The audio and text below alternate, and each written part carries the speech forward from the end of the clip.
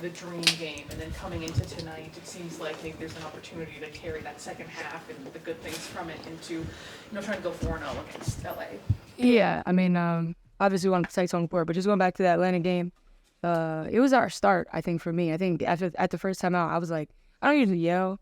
Like, I'm not a yeller in the game, but I was, like, yelling because I felt like we were just kind of going up and down. And Atlanta was just kind of doing whatever they wanted to do. And I think that was kind of the difference in the game was really that first 5 minutes. We kind of dug ourselves a hole that we were digging out of the rest of the game. When a team at home has momentum coming up All-Star break, it's hard to come back. But I was really proud of how we fought in the second half. I mean, bringing it back into, I think, almost tying the game, maybe. That's the testament to a team that's been through adversity and knows how to, rise above it. But, it still says L in the losing column. And so there's things that we know we can fix. And like I said, we have an opportunity at home against LA, another team that's trying to get wins, trying to dig out wins, their first game on the All-Star break. And, we just want to bottle up what we did in that second half, especially I thought in the third quarter, beginning of fourth quarter, and bring that with us here tonight. And K-Mac, too, also something Cheryl has talked about is, protecting the three-point line, especially in that first half. It's happened against other teams, too. She talked about how it's about getting that gap help right. Yeah. Like on the perimeter, from your perspective, how does that work, the communication, and how can you guys be better at executing that? Yeah, it takes time. So we don't have that much practice time, with how our schedule is set up, 40 games in the summers. It's hard to find practice time. When you do, it's like how much you actually do. So understanding our principles and gap help is a part of it. So knowing the shooters and then also knowing the people that you can gap help off of, but not necessarily double teams, but being able to stop the ball and still be able to close out and keep people out of the paint, I think is the main message. Majority of teams in the WNBA are paint teams. They score majority of their points in the paint. So doing that, but then also from the three-point line, being able to gap help and get back out to shooters, seeing like Alexi Brown or like we saw last night or a couple nights ago with Ryan Howard, like being able to do that and get back out is, it's a tall task for the guards, but it's something that we really, really, really trust in the scheme for our defense and something we'll continue to work at, and we have another opportunity tonight. And is that just a combination of just being quick, covering ground, and then knowing those assignments, who you're... Yeah, it's knowing your person. For me, it's KYP, so knowing your personnel. Like, I know Lexi Brown is a deep three-baller, or, Ryan. So being able to kind of be there for my point guards or, the slasher guards, and then also being able to get out to shooters, it's all a task. But one that I enjoy, I think our shell help and the shell help here with the Minnesota Lynx has always been, that's what it's built off of. And so, like I said, it's just the reps and being confident in it. I know it's weird, like helping off of shooters, being a shooter myself. But when you have that help and that it's behind you, you kind of get more aggressive in it. So I think we're just learning day by day, especially Diamond, taking those steps to just being more confident in it. What would you say is the biggest thing that you saw in the second half of that Atlanta game? Was it just purely energy, or was it just kind of more, we have figured out? Yeah, lock it down. It was an effort thing, I think, for me. Just knowing that the game wasn't over. Obviously, we had a 17-point lead here against Atlanta earlier on the season. So something we talked about in the locker room, just knowing that the game wasn't over. Everybody had that mindset, that confidence in not only themselves but in each other that we could come back. And I think our defense really carried us. Obviously, Fee carried us as well.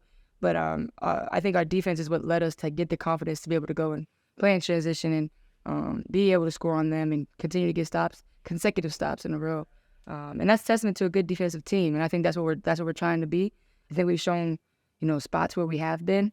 But then, we fell off a little bit All-Star break. So finding our way back in the second half is really important for tonight's game.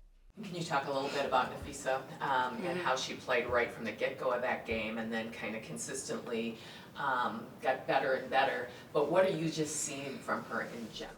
Yeah, it's a relentless pursuit, I think I would say, for Fee. I think she understands who she is for our team. And she's really coming into her own. I think this is her 5th year in the league. So just knowing who she is for us, who she has to be every night on both ends. It's been great to see it. Like I said, like she had a baby. It's not like it's not like she wasn't this person before, but to have a baby and come back and almost even better, it's just testament to her hard work, but also just know who she is and have the confidence in who she is as a basketball player. They're throwing different looks at her, double teaming. She got the best defender on her at all times, whether it's the 5 or the 4. So we know that she's gonna get different looks, and just being able to create easy opportunities for her so she can kind of get that confidence. The refs aren't gonna call things for her. So just continue to have her keep pressing up and being who she is for us. I think it's been really cool to see and seeing her growth for sure. With Rachel out a few weeks, is there an energy void? She brings such a special flavor to the game. flavor. Yeah, it's more so in the locker room, I would say. Honestly, just having her around, in our shoot-arounds and on the plane, and she just brings a great energy. She is who she is for a reason. We love having Rachie with us, so it is weird not having her on the road. Just her little quirks and the things that she does for us in the locker room, and on the court and on the bench. She's just a bubble personality, and you need that. When things get hard, things get grueling, you're tired, fatigued. You need that little bright spot. So yeah, we'll definitely miss her, but we know she's focused. She's upset. She's not with us as well. Can you kind of talk about some of the adjustments you have to make without her being in the lineup? Yeah, I mean, obviously we got Tiff back last game, so I think that kind of fills a little bit of a void at the point guard position. But I mean, Rachel's just a shot maker, a scorer. So that just has everybody else have to step up, make some shots, and just her presence in the pick and roll and things like that. I think Tiff can kind of fill in a little bit, but just the scoring aspect myself. LA got to score a little bit more. BC off the bench. You just need a little bit more from the guards, and that starts with me. Sure. And the 2 tough games against Las Vegas Oh, we're going and back to Dallas. that. We won't forget about that.